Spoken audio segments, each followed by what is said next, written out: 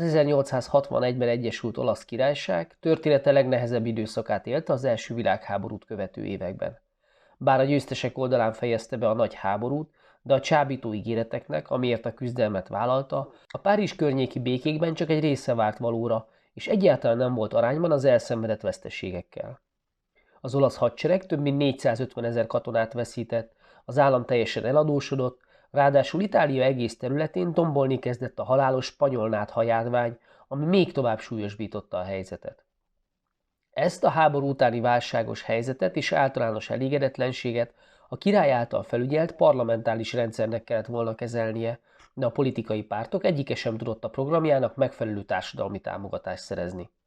A társadalom viszont politikailag aktív maradt, ami új elképzelések és új pártok megjelenését eredményezte.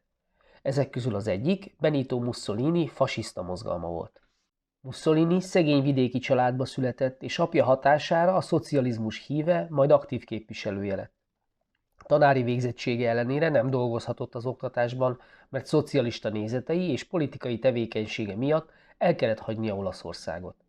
Évekig Svájcban, majd az osztrák-magyar monarchiában élt, nyelveket tanult, újságíróként dolgozott, és különféle szélsőbaloldali lapokat szerkesztett.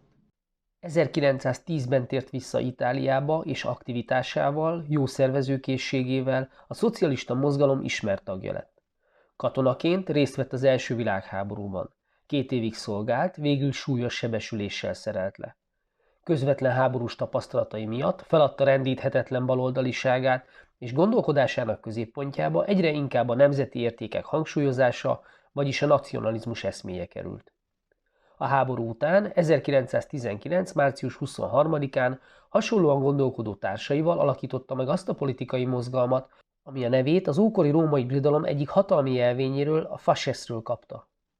A vesszőnyalábokkal összekötött bárd a rend szimbóluma volt, és a római köztársaság választott tisztviselőinek a jogos erőszak alkalmazására vonatkozó hatalmát hirdette.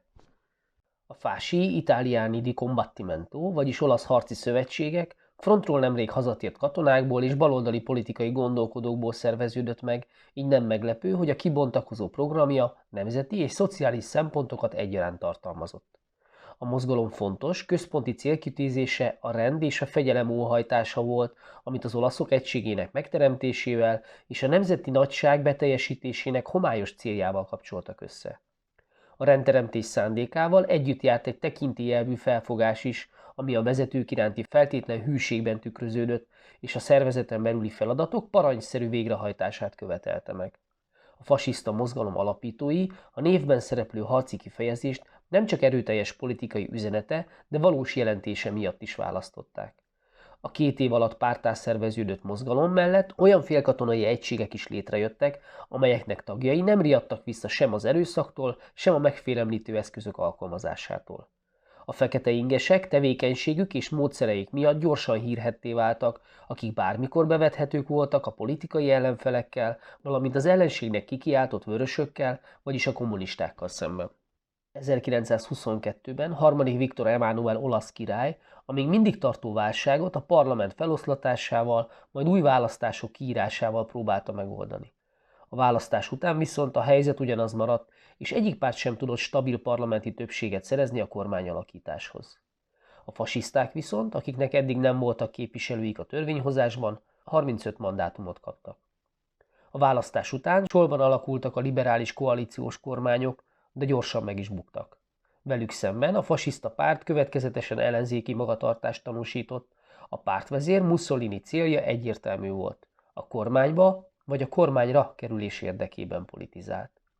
Ezt a célt szolgálta, hogy a fasiszta párt felhagyott az addigi monarchia ellenességével, és a tömegek meggyőzéséhez erőteljes propaganda tevékenységet folytatott. A liberális kormányok sikertelenségét a fasiszta program igazolására használták fel, a kommunista veszélyt eltúlozva pedig a feketeinges akciókat rendfenntartó, sőt nemzetvédő szerepben tüntették fel. A kormányok politikai kudarcait látva a fasiszta párt vezetése végül úgy döntött, hogy a bizonytalan helyzetet a saját javára fordítja, és egy jól szervezett tömegakcióval kierőszakolja a hatalom átadását. A terv lényege az volt, hogy az ország különböző pontjain mozgósított fekete ingesek több vidéki városból elindulva Róma előtt egyesülnek, és egy nagy tömegben erőt demonstrálva bevonulnak a városba. 1922. március 28 és 31-e között valósult meg a feketeingesek katonai jellegű országos felvonulása, amit már Cesurróma néven ismerünk. A tömegmegmozdulás híre megijesztette a kormányt, aggodalmat keltett a hadsereg tisztikarában, és nehéz helyzetbe hozta az olasz királyt. Végül az uralkodó úgy döntött, hogy a polgárháború elkerülése érdekében a Róma felé tartó fasisztákkal szemben nem hagyja jóvá az erőszak alkalmazását, sőt, mivel elfogytak a miniszterelnök jelöltek, magához hívatta Mussolinit és felkérte kormányalakításra. A fasiszta pártvezetők terve ezzel bevált, államcsínyre nem volt szükség, a feketeingesek akciója ünnepélyes felvonulássá mérséklődött. A fasiszták törvényesen jutottak hatalomhoz, a kormányzásuk jogalapját pedig a királyi felhatalmazás, majd 2 héttel később a kétkamarás olasz országgyűlés mindkét házának többségi támogatása biztosította. Benito Mussolini és a fasiszták hatalomra kerülésével új korszak kezdődött a világháború utáni Olaszország történetében. Bár Mussolini először koalíciós kormányt alakított, de szinte azonnal megkezdődött a demokratikus többpártrendszer, vagyis a parlamentarizmus fokozatos leépítése.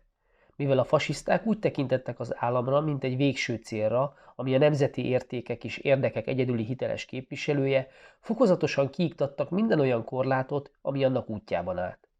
Ebben a felfogásban a demokrácia szabályai, továbbá a fékeket és egyensúlyokat képviselő intézményei akadályok, amiket egyszerűen fel kell számolni.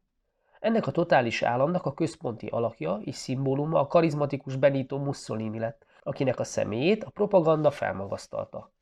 Ez szerint a Duce nem csak a fasiszta párt megkérdőjelezhetetlen vezére, hanem az olasz nép vezetője, aki számtalan kudarcos próbálkozást követően kivezette Olaszországot a világháborút követő évek totális zűrzavarából, és újra nagyjá teszi. Ehhez tökéletesen passzolt Mussolini narcisztikus személyisége és kiemelkedő kommunikációs képessége, ami nem csak Olaszországban, de külföldön is népszerűvé tette. Az itáliai népszerűsége és a külföldi elfogadottsága bátoríthatta arra Mussolinit, hogy pártvezetőként és kormányfőként is egyre inkább diktátorként viselkedjen. Ezért ugyanolyan határozottan lépett fel a fasiszta párton belüli kritikusaival és a parlamenti ellenzékkel szemben is, amihez segítséget a feketeingesekből szervezett párthadseregtől, a milíciától kapott. A fasiszták hatalomra kerülése után a demokrácia leépítése fokozatosan történt. Első lépésként új választójogi törvényt fogadtattak el a megfélemlített parlamenttel, amely egyértelműen a fasiszta pártnak kedvezett.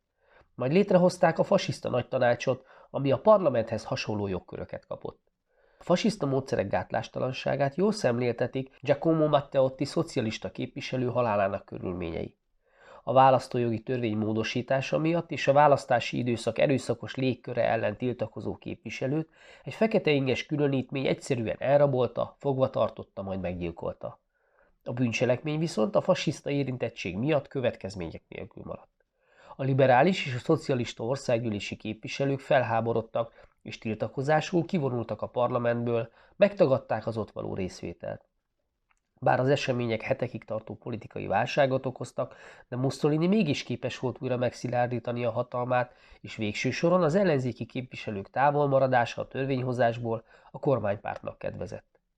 Mussolini fasiszta rendszerének az volt a lényege, hogy a demokratikus látszatra ügyelve, az alkotmányt nem módosítva, kiegészítő törvényekkel és rendeletekkel szabályozták újra Olaszország működését.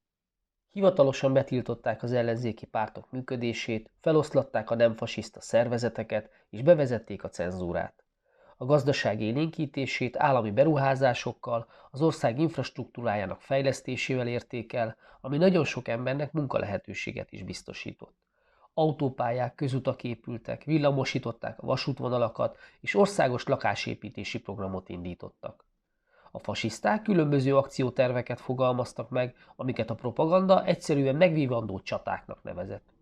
A gabonacsata során például lecsapolták a mocsarakat, és új öntözési rendszereket építettek ki, amivel bővítették az olasz mezőgazdaságot. A népességszám növelése érdekében pedig szülési csatát hirdettek, ennek keretében betiltották a fogamzásgátlást és az abortuszt, bevezették a nőtlenségi adót, valamint adókedvezményt adtak és kedvezményes hitelfelvételt biztosítottak a nagycsaládosoknak. A gazdasági folyamatok ellenőrzésére megszervezték a korporációkat, amikben a munkaadók és a munkavállalók egyeztetéseit az állam felügyelte, a vitás kérdéseket pedig a nemzeti érdekek alapján rendszerint az állam saját maga döntötte el. A szakszervezetek működését ez a rendszer feleslegessé tette, amiknek megszüntetésével viszont az olasz munkások kiszolgáltatottá váltak a nagytőke és az állam egyezségeivel szemben. A fasiszták ezt a hátrányt szociális és jóléti intézkedésekkel igyekeztek kompenzálni. A 40 órás munkahét, valamint a munkanélküli segély bevezetésével és a társadalombiztosítási rendszer kiterjesztésével az állam gondoskodott a polgárairól. A gondoskodás mellett persze mindent elkövettek azért is, hogy ellenőrzésük és irányításuk alatt tartsák az emberek mindennapi életét. A gyermekek és felnőttek részére is fasiszta szervezeteket hoztak létre, amik az ideológiai nevelés, a tömegsport és az ellenőrzött szórakozás színterei lettek.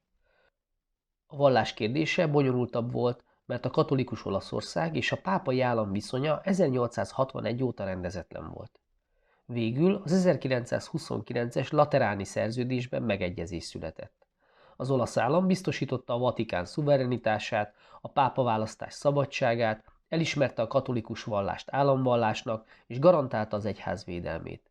Cserébe a pápa elismerte, hogy Róma, Olaszország fővárosa, elfogadta a középkori vatikáni birtokok elvesztéséért járó kárpotlás összegét, és megtiltotta a papok politikai szerepvállalását.